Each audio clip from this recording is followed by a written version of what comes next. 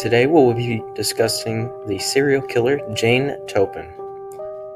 Jane Toppan, or Nora, her original name, was born in Honora, Kelly on August 17, 1854 in Boston, Massachusetts, to a low-class family. Her parents were known to be Irish immigrants. Jane Toppan grew up with two other sisters. According to past records, her mother died from tuberculosis. That's when her and her sister's childhood went downhill. After the death of her mother, her father became insane, which people referred to him as Kelly the Crack.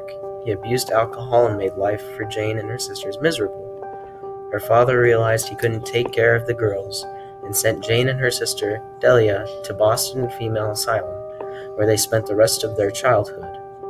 Jane and her sister were always surrounded by people in the medical field.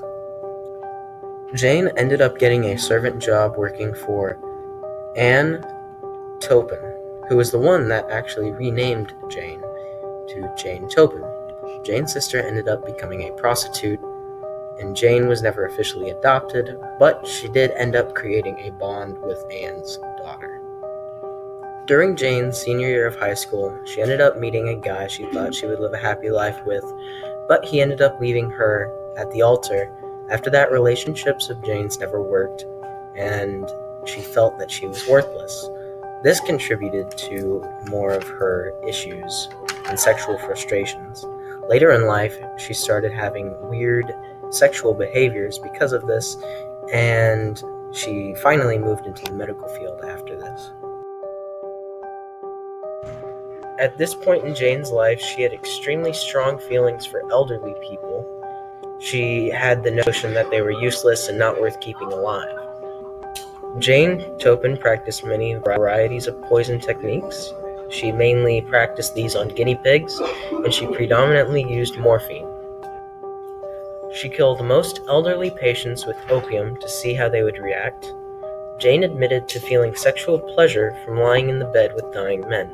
She kept this up for a while, then got moved to Massachusetts General Hospital, but was fired for her odd and creepy behavior.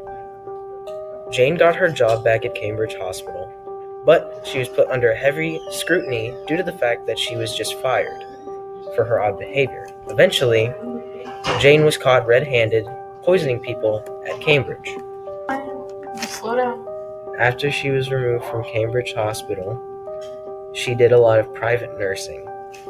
She got caught multiple times for petty theft, but those charges were ultimately dropped. She was finally caught for killing Maddie and Alvin. She also killed a young girl, and that was the daughter of Maddie. By early 1902, Jane claimed to have killed 31 people, but reports say that there were more.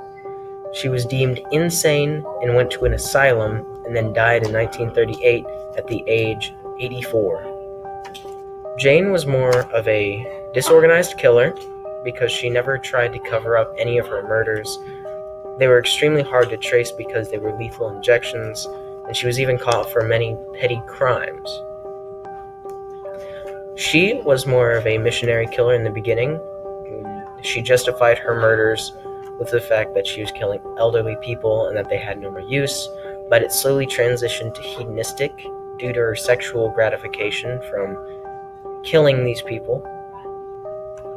It is widely believed that she killed due to her loneliness felt early on in life, and especially the mistreatment in her family. She claimed that she felt worthless and that the only way to not feel this loneliness was by killing and by feeling this sexual gratification from killing people.